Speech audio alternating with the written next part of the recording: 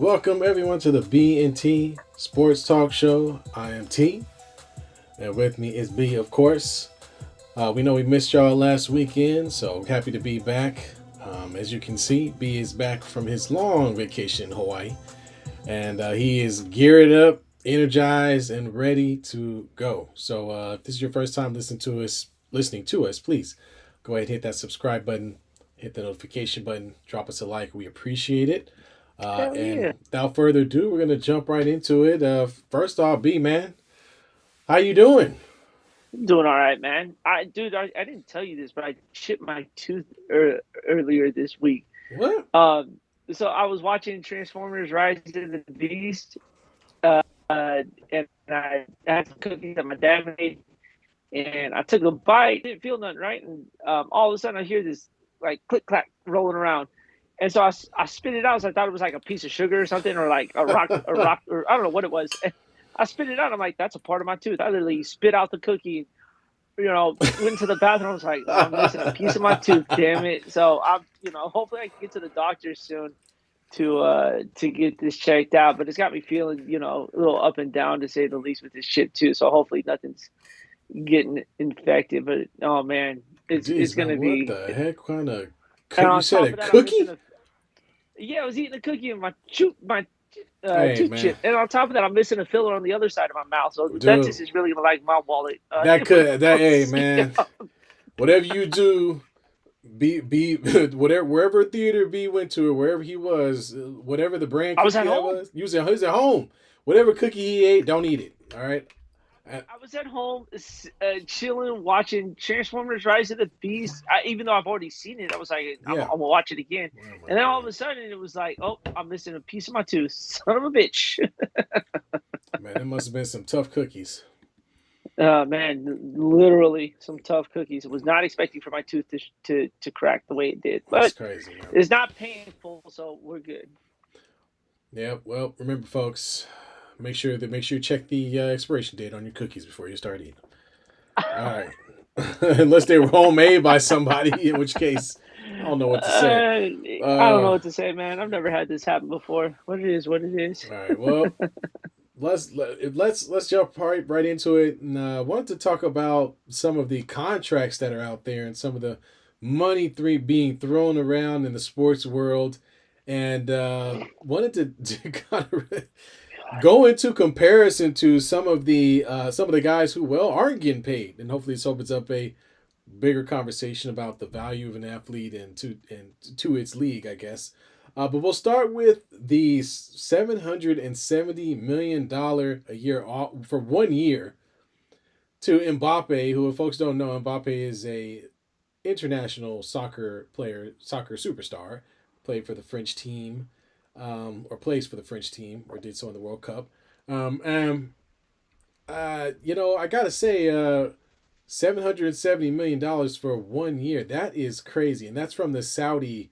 That's from Saudi, right? That's where the money's coming from. Yeah, from some rich dude in Saudi Right. Arabia. And I think Messi was offered $1.3 billion for 1 year as well. Um, I think we've been looking at this wrong, folks. We've heard so much. There's been a lot of complaints about how much baseball players are making, how much basketball players are making, and we completely missed that soccer players are probably the highest paid athletes in the entire world. So we're not going to complain about their contracts anymore because, I mean, come on, $770 million for 1 year.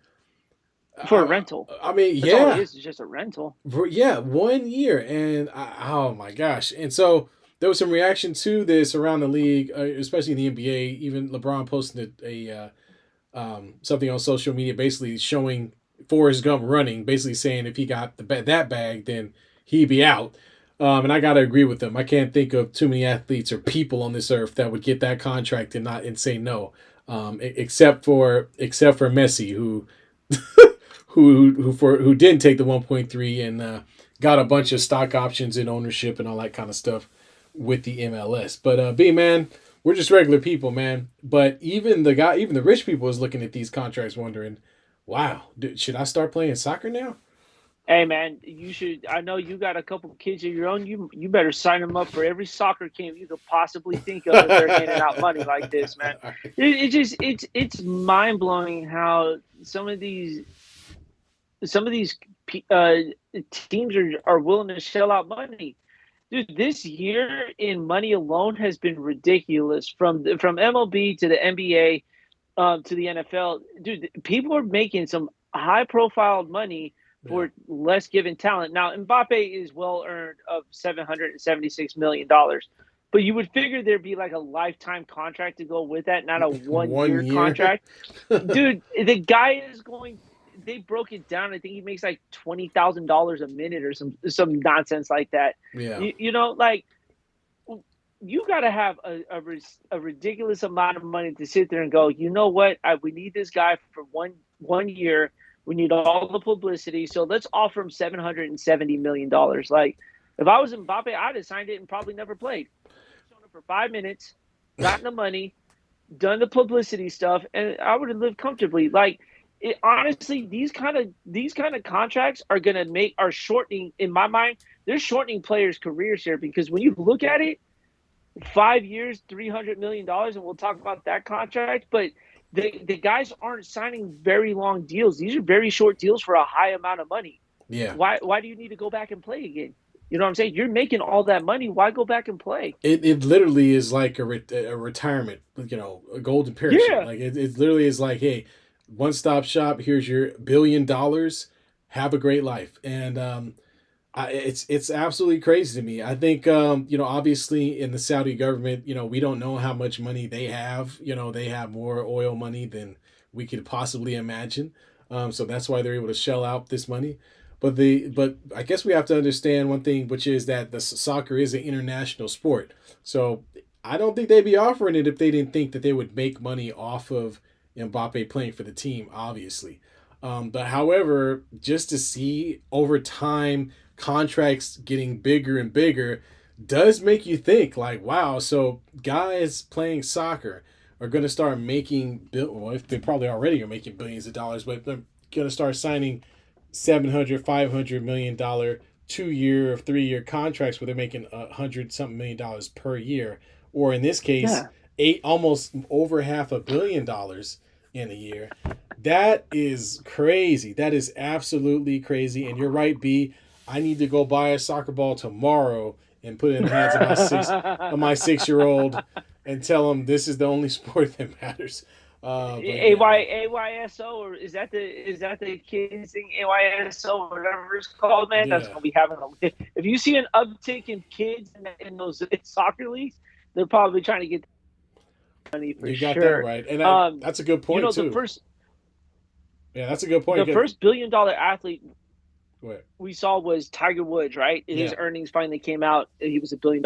But look how long that took him to get, though. You know that was right. through his endorsements with Nike, all that tour money. If it wasn't for his stupidity and going out and doing something dumb, he probably have a good chunk of that money. But Yeah, we're talking in like 10 years, an athlete making $1 billion on a contract alone, not including endorsements, not including outside contracts as well, sponsorships, whatever you want to call it. Um, we may see the first $1 billion sports contract that doesn't involve any of that. It just involves their skill and what they're making there. Because and let's be honest, dude, it's getting very close to that. Messi would have been the first person to sign $1 billion contract, let right. alone for just his soccer talent. He turned it down. He's going to make that $1 billion in a different way. But Mbappe has the chance to make just a life changing, life altering for his family money, Yeah. and all he's got to do is just kick a ball around. And that's all they're asking him to do out there. Yeah, man. It's absolutely crazy, and I guess as time goes on, we will, like you said, these contracts will continue to grow and grow and grow until they reach that. And that brings us to the NBA, where there was another contract that was given out, the Supermax extension for Jalen Brown, which is for 5 years, not quite Mbappe money, but 5 years, $304 million. So That is the richest NBA contract in NBA history. Now, there is some question about is this the guy that deserves to have the richest contract, but I don't think that's really what's going on here, B. I think what's happening is he's just receiving the fruit of the labor of the climb that we've seen in the NBA over the past 10 years. Yeah. And so those supermax contracts, which keep in mind, folks, most guys never get to the supermax contract because they end up on another team.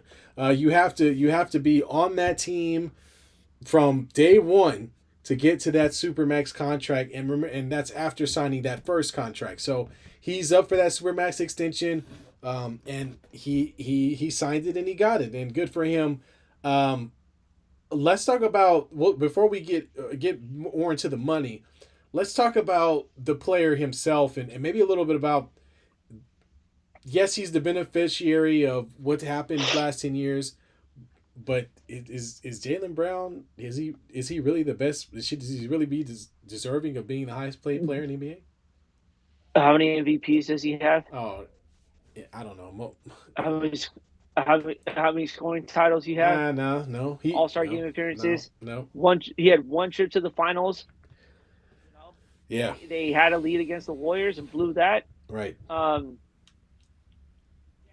Dude, you want to talk about a guy benefiting from the league and holding out for as long as he did? Yeah. Because he probably could have signed that contract long ago, but when he saw the contracts that were handed out, and I think when Boston lost Marcus Smart, that opened up that supermax deal for him. Yeah. Because I think if they keep him, he's not getting that money, and that's where they value him over Marcus Smart, because Jaylen Brown didn't have to take that money. He could have let them sign Marcus Smart to try to keep that core together and make a run, but they chose differently, and now let me tell you the names he's being paid more than: LeBron, Steph Curry, everybody, Luka, everyone.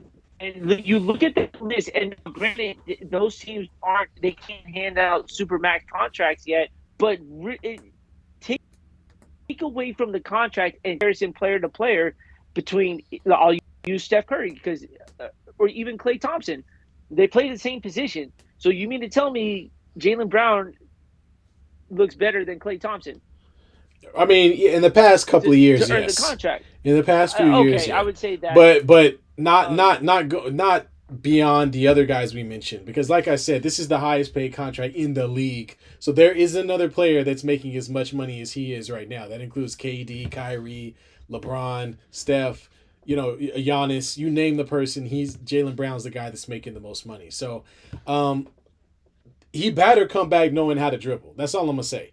He had some issues handling the ball last year, and I hope the $300 million makes him shore up some of the things that maybe weren't as good for him as a player.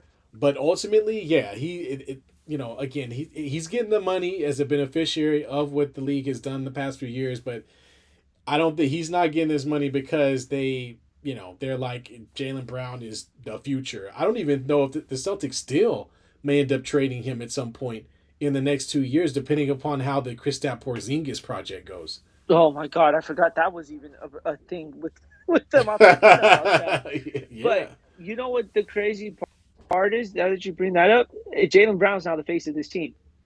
You can't. But he's not though. That's crazy. Yeah. But that's the thing. Yeah. He's not the face of the team. But this contract turns him into that, because you are the highest paid player in the NBA. Right. So you know what that means? You are now the face of your organization. Takes everything away from Jason Tatum, right?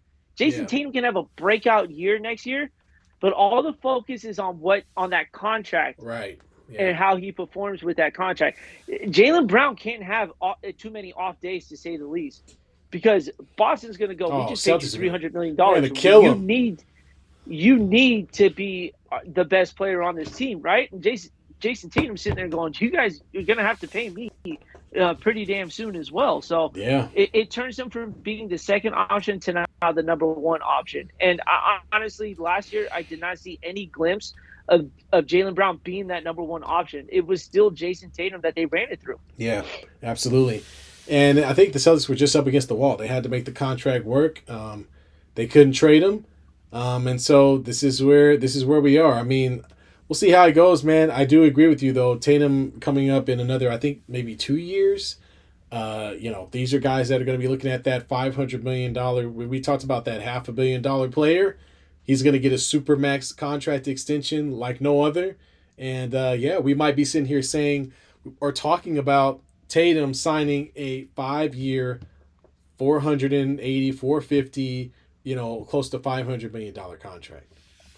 But just think of it like this: once if Boston can't afford him, and they got to let him walk, because that super max deal is gonna Yeah. border 500. You know what's crazy? I think him and Luca will be the two guys in that first $500 million contract, because we all seen how Mark Cuban spends his money, and there's Oh no yeah. cap to that. So I think between him and Jason Tatum I think will be a race for the first NBA $500 million contract. Man, that's funny you say that, but then it always ends up being somebody like freaking Trey Young or something. Like, you know what I Yeah, mean? Like that's it's always gonna be some guy that's kind of pretty good, but not the best. Is gonna end up getting that first $500 million contract, so that we can all go whoa, um, just like Bradley Beal, right? Bradley Beal had a very, very rich contract when he signed his extension with the Wizards. hmm He ended up getting traded anyway, but it's always somebody like that. Somebody who's sticking with the team over time. That's just kind of okay, but because the team is not in a position to lose that player because they don't have a lot going for themselves, they just end up backing up the Brinks truck to keep the guy on their squad. It's ridiculous, It's man. gonna I can't believe that I shit. mean, I'm telling you, man, and the rich continue to get richer, but the poor continue to be poor. We talked about guys making more money. We talked about the NBA. We've even discussed, briefly about contracts within the MLB, and there are obviously some 300, $400 million contracts there. However, the good old NFL, and we've talked about this a thousand bazillion times, they don't give a damn about their Hell no, players. they don't. And the only guys that are going to make money in the NFL are who? The quarterback Quarterbacks. and more Mhm. quarterbacks. That's really what shit. So I wanted to take the time to juxtapose this with what's been going on with the running back situations around the league in the NFL. And I'll start with my team, the Raiders, who Josh Jacobs had a huge breakout season, 1,600 yards rushing, nearly 5 yards a carry, 12 TDs, 340 attempts. He was pretty much He was more than half of our offense, Right. especially last year. Yeah, the average says it 4.9. And for Exactly. those who don't know, in the NFL, you must get 10 yards 10 to yards continue for a first possession. down. So if you have one player averaging 4.9, maybe 5 yards, that is half your offense right there by one individual. That is an instant first down just walking. However, though, he is holding out because he doesn't like his contract, of course. And the Raiders are looking to put him on a franchise tag. And what would you think the franchise tag per year is for this guy? How much you guessing, B? Probably like $8 million or Exact something like that. 10, It ain't nothing. 10 mil, 10 mil. 10 mil is a It's such a franchise. slap in the face, And man. remember, folks, franchise deals are just 1 year. It's a I'm playing for 1 year, and if I happen to get hurt or something happens to me, I can forget it. And that's why most of these NFL guys are holding out. It's not just that they want to get paid more, but as a football player, especially at the running back position, you want longevity. You want a contract Yeah, that's for at absolutely. least 3 years plus, so that you know for sure you can settle in with your team, get your family in a nice comfortable situation, and know that if I happen to get hurt in week 5, my entire career is not over. So Yeah. and so Josh Jacobs is It, still holding out. They're saying he may miss games. Now we're still a bit ways away from that, but there's a chance that he may miss games, holding out for another contract, man. And before I move on to any other running back, B, what do you? I mean, what's your take on the Josh Jacobs situation and kind of the it, this all started when you saw your league's best running backs not getting any money, yeah and in a game where your average playing time is at most 7 years, these guys have to look out for themselves money wise, man, because we've seen what this game does to a lot of guys after they're done playing. We've seen guys Yeah. die from post concussion problems as well. Yep. And for them to sit there and say, "Oh, we don't want to value your contract." Well, you don't value the position then. Right. This guy was one of the best running backs in the league last year, and he's got every right to sit there and go, I want a better contract. Because let's be honest, outside of the quarterback, the running back is the second biggest position on that field. Because not only are you asking him to run in between the tackles, between some monstrous guys, but you're also having him block on a blitz with a linebacker coming downhill. Yeah. Look at the comparison between a linebacker and a running back. Yeah. It's not this. It's not the same build. You know what I'm saying? Yeah. And so they turn into mini offensive linemen to protect the quarterback, but you're paying all the money to a guy you're trying to keep clean, but you're not. You're forgetting about the guy who's doing the dirty work to keep that guy clean there. So I believe Josh Jacobs has every right to sit there and go, I was half your offense. I was your number one go-to. And that's on a team with Devontae Adams Right. Yep. on there as well. And then at the time, Darren Waller, before he got hurt. You had two really skilled position players, yet you went to Josh Jacobs more than anyone on that team there. So go get your money, man. If you're not happy and the team's not going to pay you, and where's the Players Association? Exactly. Exactly. That's the biggest thing, man. Yeah. Where's the NFLPA supporting these guys? They're not. Yeah. I think that's a great point, and I feel like there is, seeing as how the contract is set up against these guys, where a majority of the assets or revenue from the NFL go to the owners, it really puts them in power and puts the players in a position where they only have a few things they can do to fight back. And you're absolutely right. There should be more defense of these guys the running backs, which are all have always been essential parts of the offense for as long as football's been around. And I think we're really starting to see the drop off of that because of the emphasis on scoring from the league, the propping up of the quarterback, which is always going to be there. But hey, you can't do it unless you have some type of running game. Like you have to have something. And for the top running back in the entire league, or at least being paid right now, the top paid running back is Christian McCaffrey with the 49ers, who's making roughly 16 mil a year. Alvin Kamara, Derrick Henry, Nick Chubb, and Aaron Jones of the Packers. Somehow, these are your top paid running backs in the league. So let's talk about another big running back who held out for a long time, which was Saquon Barkley. How much is Saquon going to make next year? Same thing. Saquon's going to make 10 mil, man. $10 million a year. Saquon Barkley is and that's under the franchise tag if he goes that route. But Saquon Barkley is probably one of the best running backs in the game and has been pretty much the Giants for the past 2 to 3 years now. They just outside of the one injury. Yeah, outside of the one injury he had that shelled him. He's been their number been one their guy offense, yeah. since he's been out of college. They just realized they had a quarterback that could play last year, folks. That just happened. And so for a guy like that to have to hold out and not get the respect from his team after putting the team on his back, many a game, I think that again that speaks to how the running backs are being devalued. And let's talk about Dalvin Cook too, who was released by the Minnesota. That is so shocking. I'm gonna run off the numbers, you guys. Him playing with the Vikings. Here are his yards. His yards in average per carry by year. 2019, he's 1,000 rusher the past 4 years. I'll just start there. 1135, 4.5 average. 1557, 5 average in 2020. And that's with 16 touchdowns. I'm going to throw that in there. Serious, in 2021, 1159, 4.7 a carry. And last year, 1173, 4.4 a carry. We're talking about a guy who... that's pretty dang consistent. I mean, he had a breakout year in 2020, but I mean, that's pretty consistent to have a guy is going to get you at least 1,100 yards 1,100 yards and at least 6 touchdowns every single year, and he just gets released. Yeah, not like that. Like no let's try to renegotiate a contract saying, oh, you want too money? All right, you're gone. I'm like, what? Wow. Wow. Oh man. So I mean, there has to be some type of, recourse, or at least I hope, like you mentioned, B, that the union that represents the players in the NFL are looking at this and saying, hey, you know what?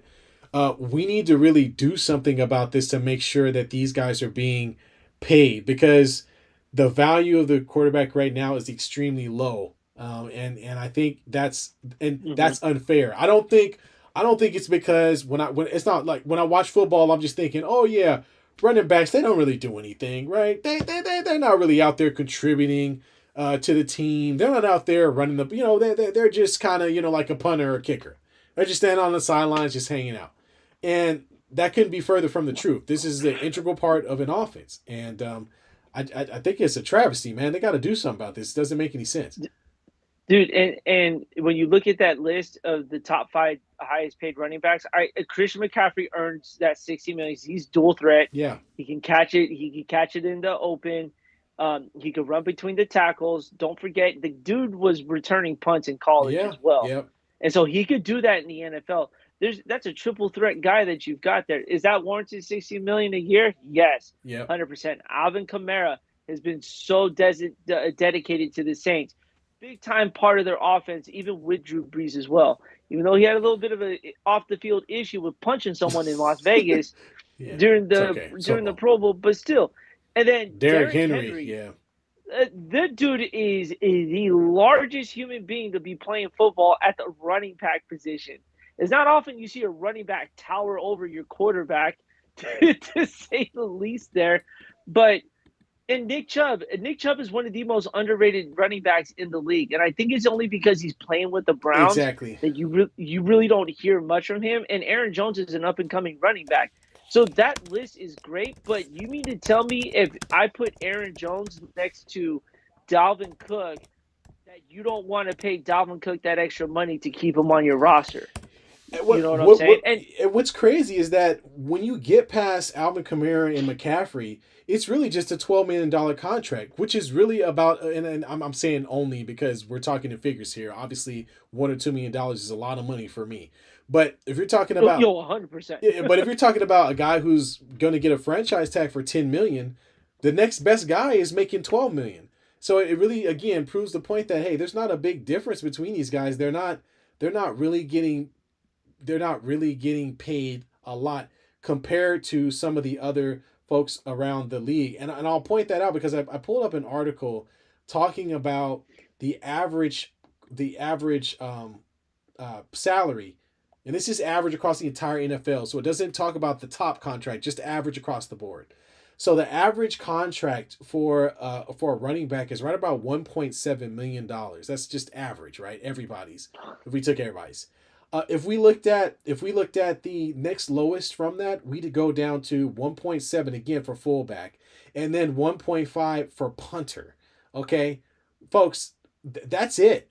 After that, that's it. The next one up is cornerback. Quarterback is 1.9, which is higher than running back. If you want to, quarterbacks have one of the highest ones at 4.8. Again, folks, this is not the large contract. It's every single quarterback in the league, and Yeah. they just take an average of it.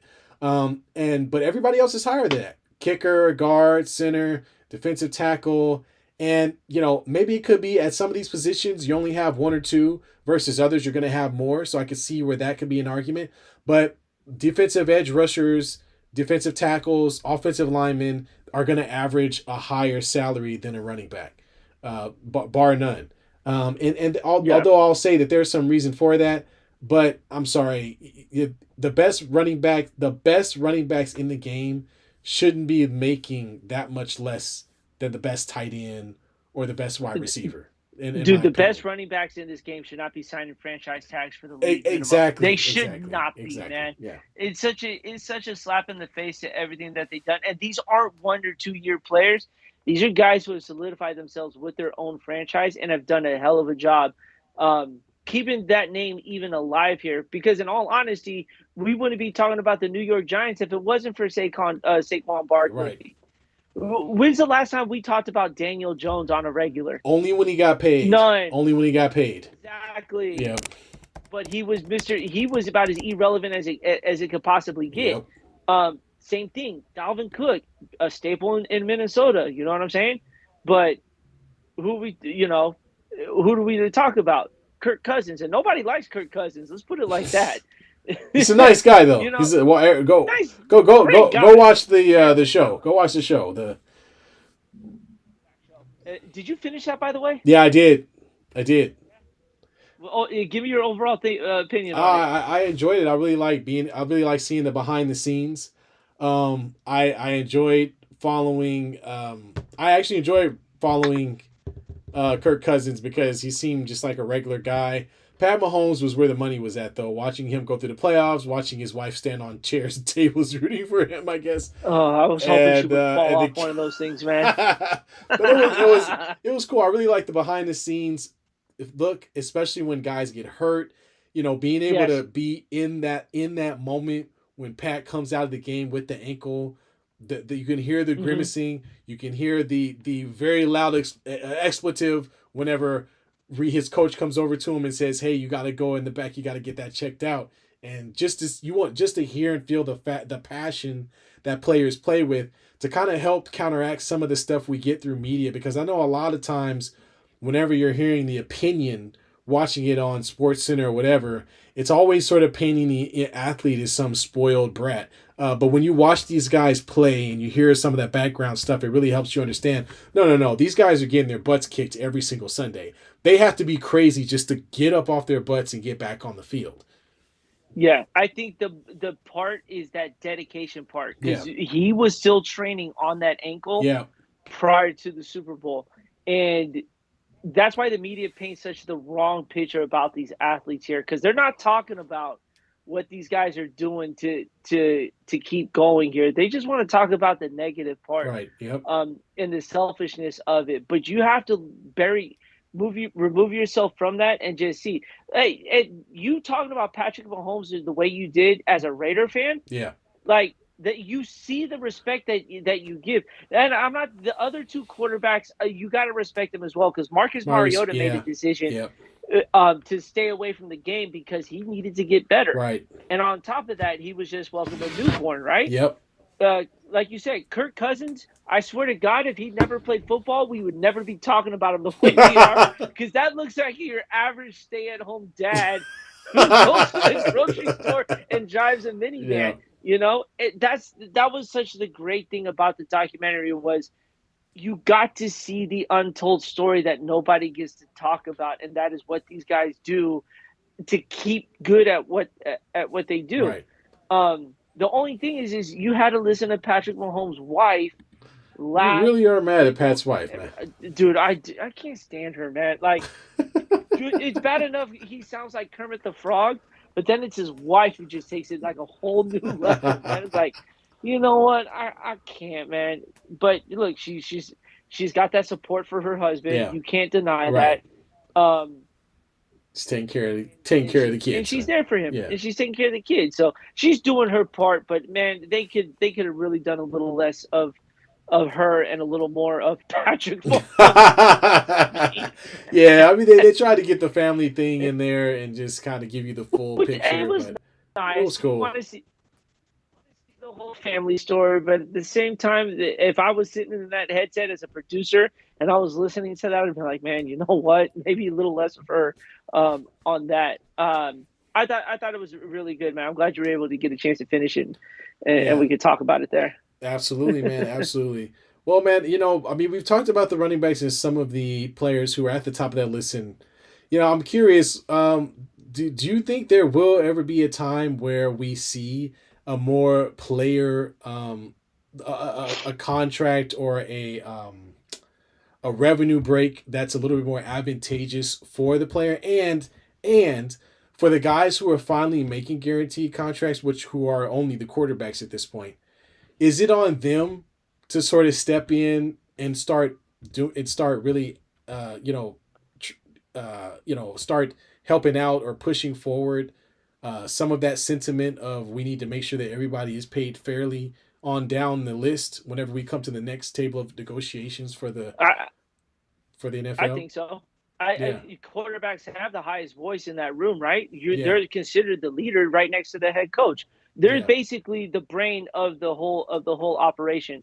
So at some point, quarterbacks are going to have to start defending the guys who are protecting them, offensive linemen, the running backs, wide receivers get paid because it's a skill position Yeah. Yeah. to say. But if I was in Josh Jacobs' shoes right now, granted Jimmy Garoppolo, he's never played with him, but if Jimmy G came out and defended me saying, "Dude, we got to get this guy signed. He deserves that money," Yeah. I know he's not thinking about himself because when you don't have that support, the next thing you're going is, dude, who's got my back through all of this? Yeah. Like Right. my team is telling me that I don't deserve this contract. Like you've got to defend your teammates if you want to have these kind of uh the success. Like look at the Chiefs. The Chiefs, they Patrick Mahomes and Kelsey back each other up. You have Juju Smith Schuster. These are all guys that are looking out for each other to make sure that they're taken care of. And Yeah. look at the end result. You got a Super Bowl in your back pocket here. Yeah. You're So right. Right. you've got to protect your own. You got to take care of yourself, but you want to know that behind these doors, I've got the support of my teammates here going, hey, you know what? You deserve that money. You can't think about yourself all the time. You got to look at the next guy and go, dude, this guy needs to get paid because of what he's doing. Yeah, absolutely, absolutely. Well, we hope that they get to that point because, things like the franchise tags and this type of garbage really isn't in any way advantageous to the player whatsoever. No, not at It's all. a get out of jail free card for the owners who don't want to make a long term commitment to players. And in my opinion, that's the first thing I would look to drop off the rule book is no more franchise tags. You either want the guy or you don't. Mm-mm. You either want the guy or you don't. Because if you don't want to pay him and he's good enough, then somebody else will pay him. Guys should have a right to be on the open market. Guys should have a right to get whatever they want. They can get as much as they can get. And I think it sucks whenever you devalue the position so much. And now after it's been devalued, you turn around and go, well, you had a great year, buddy, but I'm afraid nobody else is making that much. So I'm just going to hand you this little 1 year contract, and hopefully things work out. There's Yeah. no commitment from the franchise at all to these players, and the players are taking a heck of a risk by putting their bodies on the line. Their families are involved. They're training all the time. They're fighting through injuries to try to win football games, and the franchise is basically saying, "I'm giving you 1 year to think. I'm giving you 1 year so I can stare at you, and if you get injured, then good luck, sayonara." Do we know if a franchise tag is guaranteed money? Do you know if that's a I thing? believe so. Yeah, I believe the franchise tags are fully I guaranteed. signed that franchise tag and sit out. Yeah. Okay. Okay. B. You guess kind of If that's hardcore. a guaranteed $10 million and that's what you think of me, all right, I'll sign it. But guess what? I'm not reporting. I'm sure there's got to be some I'm type not of going there's nowhere. got to be some type of hoop in there. The NFL is not without I'm its sure. hoops. Oh, geez, tell me about Their it, man. They make contracts are everyone jump through dude. it. Their contracts are like monopoly board rules. Like you got to go through them, and don't pass go twice or you're gonna get fined. They got all type of stipulations and incentives and latent based incentives all in the contract. So I don't know about that. The only thing that players can bank on is the signing bonus. Like that's the one guaranteed part. The base pay is usually pretty low, and then everything else is how long you being on the field. So it Well, really I'll sucks. look at it like this. I'll use Lamar Jackson's contract last Yeah, year as a good option. yeah, He signed the franchise tag, played for 5 games, right, and then gets hurt, that's and he right. sits out the rest of the That's year. And right. then it's all about now. Are you going to pay me? And the Ravens were smart. They opened. They said, all right, Fine. well, let's bring you back. They saw what he can do. Now, granted, I spoke a little differently of him because I'm like, one playoff win in 4 years don't get you a max contract, but that's why I don't sign checkbooks for Hey, I don't sign checks for these guys. Daniel Jones, baby. Daniel Jones.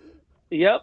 I He mean, did get a play. Did he but get a playoff win? No, he didn't. They lost. Anyway, no, he did. He beat the that's Vikings right. They did beat the Vikings. You're right. So yeah, and he got did. smoked by the Eagles. They did. They got crapped Holy on. week. I don't know what the Vikings were doing. That was Literally. terrible. But that's what you have to do. The Ravens valued Lamar Jackson and said, you know what? No more playing around. We're sorry about the franchise tag. Here's $250 million Yeah. over 5 years. You know what Lamar said? All right, here we go. Yep. Let's get to work.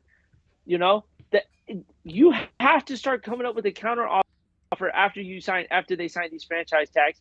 You really have to start looking into it of saying, hey, if this is our guy, let's get him his Right. money. Or how do we work out a deal where we can get close to that number, but still make sure that he is Right. paid?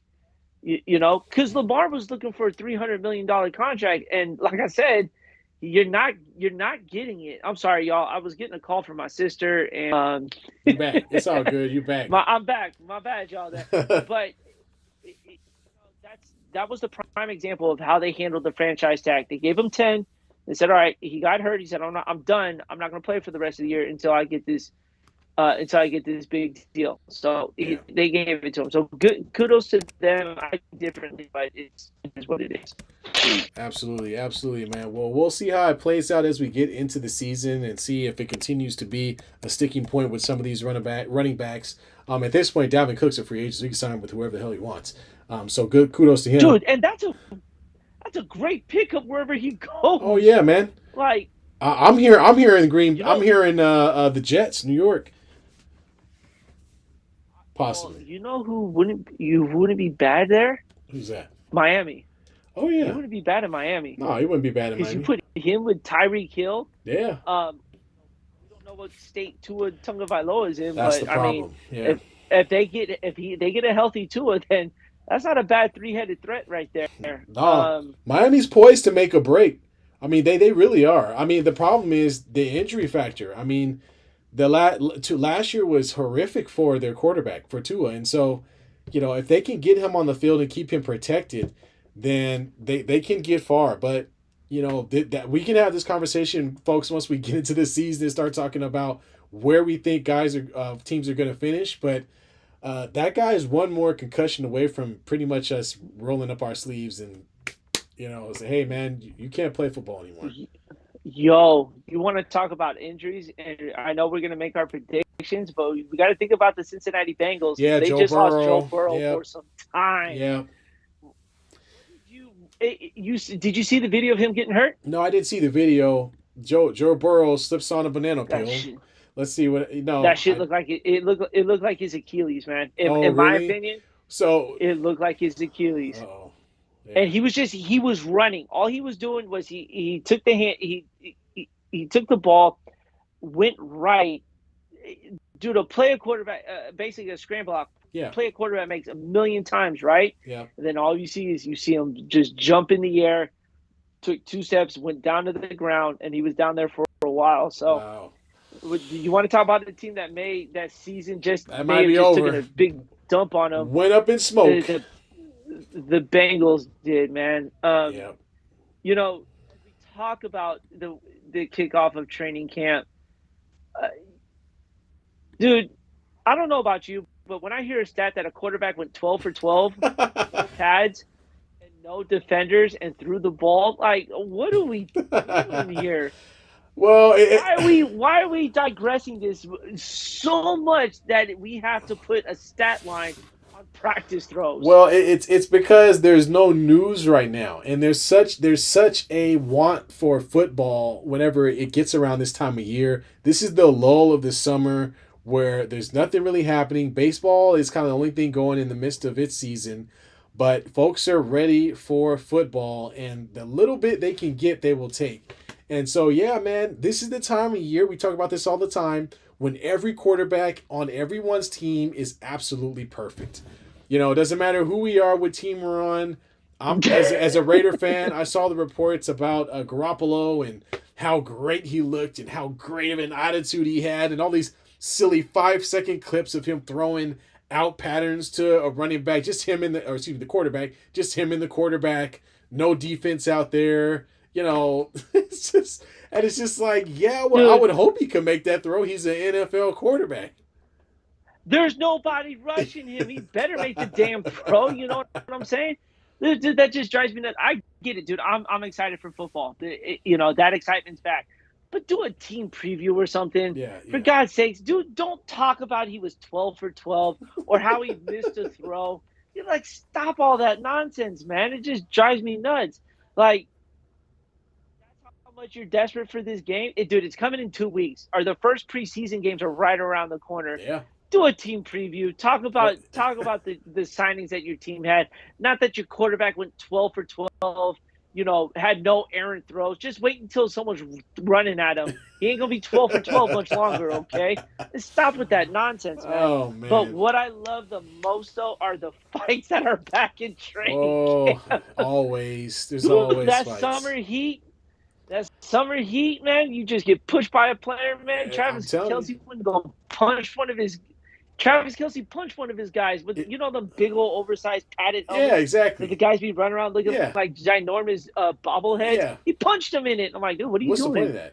You know? Yeah, it's funny. And It then he happens comes every it back. happens every season, man. It happens every season where guys get ticked off. They're coming back from vacation, took their kids to Disneyland, or maybe they were in Cancun somewhere, you know, hanging out, drinking, having a good time, and here they are back in training camp, running, jumping, sweating. Yeah, guys are gonna be pissed, and so somebody's gonna Mhm. hit somebody, and it certainly happened.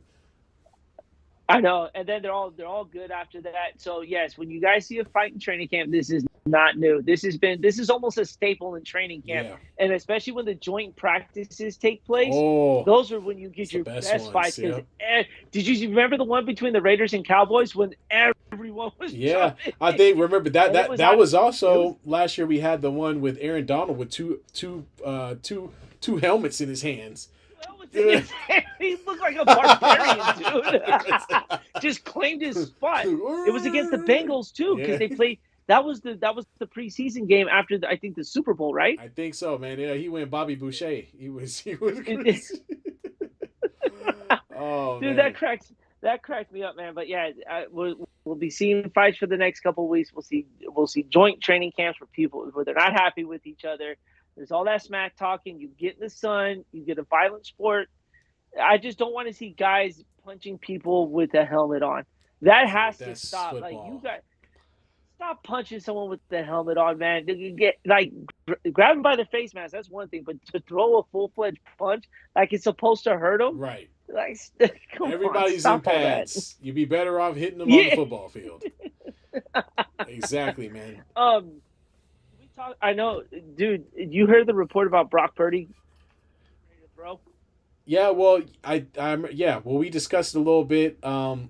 That's good to see because there was some question about the 49ers starting quarterback, which I'll just put it this way. There's always question about the 49ers starting running back. It's been going on for the better part of 5 years now with Jimmy G and Trey Lance and now Brock Purdy. But it's good to see because I really think that if Brock Purdy hadn't have been injured, we would have had a much better East, NFC conference game. It just really was a shame to see them go up against the Eagles with really both hands tied behind their back. I mean, McCaffrey was out there throwing footballs for goodness sake. So it was bad. So I'm happy to see that. I'm glad he's back. The elbow hopefully is in enough shape to where he can get in and play at the start of the 49ers season because the Niners have shown that their defense can carry them, but only so far. And so if that guy plays the whole season and he continues on the same trajectory, they might find themselves back in the same position this year too. Do you think it may be too early to having him go through all this? Because remember, he delayed Uh, his surgery, I think they'll. but I think they'll make sure he's okay. I don't, unless there is some division in the management with the Niners that feels like Trey Lance should still get an opportunity, and they're actually gonna compete in the preseason a little bit or in training camp for who the starter would be. Um, unless that's what's happening, then no. I think that they're going to give this guy as much time as he needs. They're going to make sure he's good to go and that he's ready to come back. But like I said, if there's someone in management that thinks that the job is not cemented yet, then yeah, they're going to throw Brock Purdy's butt out there in training camp, and hopefully that it training works out well. that I know no one watches the preseason because barely anyone plays. The Niners are going to have these guys play to show um, who's valuable. So I'll put this scenario. So all right, Brock Purdy wins the job, right? In my Yeah, mind, I still think he's the number one option yeah, for them. I think I he does agree. need to compete a little bit, but I think at the end he will be their number one quarterback. Who's the number two quarterback? Hell if I know. Didn't they? Sam Who Darnold did they with just Trey pick Lance? up? That's right. That's Sam Darnold. right. Sam Darnold. Mhm. So this is a sticky situation. Sam Darnold could Sam Darnold could look good for a game or two. You know, like he could come out in preseason and be like, "Wow, look at Sam Darnold. He looks great." But I really hope the Niners just stick with Purdy. And then, yeah, I think Trey Lance may be on the outside looking in. I just haven't seen enough from the guy. There's a lot of potential behind him, but it doesn't matter if you've already picked your guy. If I think Brock Purdy's a starter, then what value does Trey Lance really have to me? What do I need with a host of Mhm. a bunch of potential whenever I already have a guy who's going to be my starter? I don't need because basically the guy was drafted on potential. He was starting on potential. And since we've never seen it play out, I mean, they got to find another home for the guy if he can't find a way to be that second string quarterback, in my opinion. There's nothing wrong with having a third string quarterback. But they, No, and honestly, it's not a bad option. That yeah, you can say Trey Lance is your third string yeah, not quarterback, at but all. let me ask you this: you have Sam Darnold, who's been in the league, and I would say he's not a bad quarterback. He's a guy, but it's a lot better than the option they had in the NFC Championship game, to say the least. There, Oh, yeah, by um, far. who do you go with in that position here? Do you say Sam Darnold is going to be our number two option, and then there's all the heat of your number three overall pick from 3 years ago is now your number three option on the depth chart there. So the Niners are going to have a big decision to make if Yeah, Brock Purdy wins that starting job. Is who do you want behind him, and who can you rely on to pick up where the team left off? Because last year you had Trey Lance, it went to Jimmy G, and if Jimmy G doesn't get hurt, who knows what happens? right, But he gets hurt, and Brock Purdy comes in and steals the show and earns that spot there. right. So now you got to look at it from what you went through last year. How are you going to handle this coming year with a guy like Sam Darnold, with your number three overall pick? What are you going to do? You're asking a vet who's been in this game for a minute to say, and he's been a starter too. Sam Darnold's been a starter with the Jets and with the Panthers. Yeah, Are you going to tell him you're now the third string quarterback? right. Yeah, yeah. What do you tell him? The Niners Dude, got a real. I I thought don't know, last man. year's sticky situation I was don't know, bad. man. This is it progressively gets worse for them. Well, at least, the good thing is they have an offense that's predicated on running the ball, and they have a really, really good defense. So that'll carry them far enough. They just need that quarterback to get them over the top. So hopefully that's what we'll see this year, or maybe we won't. I don't know. I think the Eagles will be just as good, although they've lost a couple pieces on the AFC side, and maybe we'll have a show, folks, maybe to talk about this a little bit more in depth about all of these teams. But on the AFC Yeah. side, if Joe Burrow ain't playing, it's pretty much between the Bills and the Chiefs at that point. I just don't see too many Hey other man, teams jumping in. don't count on my Ravens just yet. Oh, Don't I'm count on sorry. Falcons Oh, yet. I'm sorry, man. You're right. Hey, Yeah, hey, easy there. you We got got you OBJ. got OBJ. OBJ. I don't. Really? I said the same thing. Don't worry. I said the same thing. Don't worry. Like it's been a while. I mean, he didn't play all last year, I don't think, and he was injured. I don't know, B. It's a stretch, but we'll see. That was We'll that was see. that was a joke. That was a joke. Yeah, I it can't is a joke. rely on Yeah, him. yeah. Seriously. Oh man. Well, we'll kind of cover a couple of pieces of news. One thing was Bronny James. LeBron James' son went into cardiac arrest while at a USC practice over this past week. So our prayers and everything go out to him and his family. Obviously, that's an extremely scary thing. I don't know if folks know what cardiac arrest is, but basically your heart stops. And so You're dying yeah, pretty much. so that's not good. And there have been situations in the past with players who have collapsed from situations like this and who did not come back. Hopefully he's doing good. There will be time to talk about his capability of being able to play basketball again.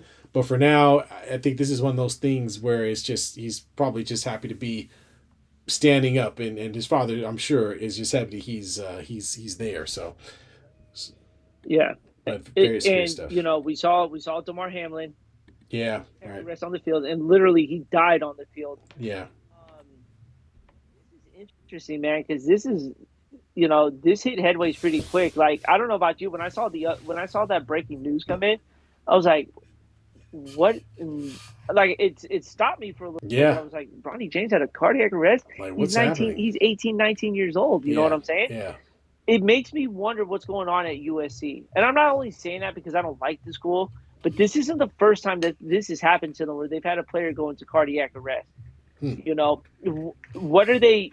Are they overdosing on pre-workout? You know what I'm saying? Or what are they doing to take care of these guys to prevent it? Because we're not talking about full-fledged adults. We're talking about teenagers having Yeah. a cardiac arrest. An 18-year-old went into cardiac arrest. Just let that sink in right now. You know what I'm saying? Yeah. What drove me nuts though is that the 911 call was released. Why? Exactly. Yeah. Well, why do we care? I mean, Listen to that for. yeah. I don't. You know, all I, you hear is LeBron go, "Someone get here quick." No, yeah. I mean, no, no sense. this is Come this on. whole TMZ type garbage where every single pieces of information, no matter how crappy it is sold to the public. You know what I mean? And TMZ is Yeah. notorious for doing that. 911 calls shouldn't be viewed unless it's for the purpose of figuring out a crime. Yeah, we don't need to be involved in the 911 call every time something goes wrong. That's for hopefully our officials, our fire departments, our police, our paramedics and medical staff to deal with and handle. And Mm-hmm. it's just we're in this weird place with as human beings in America where it's a lot of voyeurism. Like we're always looking for these little snippets of information to just consume. And I don't think it's necessary. It's just like the whole thing with the cop who, sold or would share the photos of Kobe Bryant and of his body, from the helicopter Yeah. crash. I mean, these types of things we should, as human beings, have some amount of respect for ourselves and try to be, understanding and caring about another person's situation. But it's one thing to be indifferent and to be like, I don't really care, I'm moving on with my life. It's a whole nother thing to be like, oh, I'm gonna capture this moment and share it with other people. I mean, it's really sick, man, Mm-hmm. and I think people need to get it together. We got to stop looking for this, 911 call from some horrible situation. Dude, as long as he's okay, like that's ultimately the outcome. Let's just live with that. And if something bad happened, I don't need to hear a frantic LeBron James or anybody's frantic No. parent trying to call 911 because that's a really serious and really personal moment. You know what I mean? Like I don't. I mean, Mm-hmm. we don't want to. I don't necessarily need to be a part of that, and I hope we stop doing that. That's doing too much. But dude, it's all about the views, right? Right? Like, Exactly. whoever's posting that is getting. Oh man, you should go check out this guy's page or channel. He's got the 911. I mean, we're not here to do that. We're here to talk about sports, right? Right. Yeah. But it's these kind of moments that drives me nuts because it's what the new age is at now, Yeah. where everything's got to be a post so I can get that one extra view of this. Like Right. you are taking the personal that personal time that LeBron took to make that 911 call to blast it for a check. Right. That's what that was. Someone needs to stop TMZ of this nonsense, man. You know what I'm Yeah, saying? man. And then it gets force fed to us. SportsCenter's guilty of doing that as well. You know Yeah. what I'm saying? They went from covering DeMar Hamlin at the field to then getting someone over there to the hospital right away instead of respecting the time and waiting for an official update to come through Right. and just focusing on the situation without sending news media Yeah. all over the place. Like, Yeah. give it some time to develop. Don't jump it down our throats right away. Yeah. Or let the family decide how they want that information to be dispersed. Yeah. And of course there's celebrities that's on some level, so it's always going to be this situation where everything's on camera. The stupid I'm sorry, I shouldn't say that, I don't want to be rude to people, and we mainly talk about sports, but the situation with like things like the Kardashians where every single moment of everything is on television and you're rather it be real or fake or whatever, the idea is you're walking through them with all their situations and stuff, and it's just that's not reality. That's not how real life actually works. That's a TV show, a dramatization built to capture your attention. And I think these are people with real lives. We ought to respect that. And if they're not broadcasting it themselves, then we shouldn't be looking to find tidbits of extremely personal information have some silly discussion about. I think Yeah, it's ridiculous, honestly. I agree 100%, man. It's ridiculous. Ridiculous. Well, I don't know about you, but that covers me Yeah, for man, today. we made it to 7:30, folks, and if you did Woo! join us, we appreciate it. I think we've got about 2 more subscribers who joined. So if you did subscribe to us and you're listening, we really appreciate you hopping on. Again, Thank you. we're trying to create some regular dude conversation around sports. We're not trying to holler and scream or do the Stephen A. Smith. And if my hairline starts going back to the middle of my head, you let me know. I'll fix it I immediately. got you, man. I'll I just go got you. bald, okay? I'm not gonna keep putting myself on television and my hairline starts Oh. way back here. All right. Yo, Derek White was. I know we didn't talk about it, Oh, but he went Derek White went bald. bald. You He know what? did. Let's clap to that. Kudos for him. I mean, stop trying to maintain that crap. We all knew it was going away. Your headband was way up here. It was So at the top of his head. exactly, and the puff was in the back. So kudos to a man knowing his limitations and sticking to them.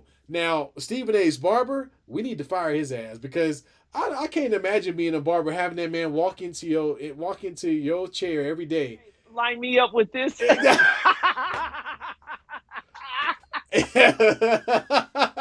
First off, you can't put a straight line on a circle, right? On a sphere, right? Right, B? It's a rainbow. It's like a circle. He don't even got the little lines that look. B, check it out. He ain't got the lines that go back like this, right? On Yeah. the side, it just goes from here all the way down, folks. Go behind his ears. Exactly. You can't line up behind the ears. Oh man, that was comical. Man, if my man had headphones on, he'd have to put them back here because his hairline start right there. I mean, it's not. We got to stop that. He don't man. take his He don't take his headphones off and see a red line Exactly. across his head. Exactly. Oh my gosh. Oh, I didn't mean to get off. I didn't mean to get off the subject like that. Oh man, well, folks, as I was saying, that we appreciate you joining us. We will be back next week. We're really looking forward to some new production changes and a little bit of overhaul on our program as far as how we're presenting some of the content we're going to be pushing out there, and a lot of new great things are on the way once we get or at the start of the football season. Of course, we'll be talking about, we did this last year where we're going to cover all the NFL teams, how we feel they're going to do. We're going to talk about the teams that are closest to our hearts as well as all the others. And apparently we're going to talk crap about Patrick Mahomes' wife for some reason because B just doesn't like her. So in any case, so hit that like button, subscribe, notifications, hit the notification bell. We appreciate it. Until next time, folks, we out. Good one, y'all. All right.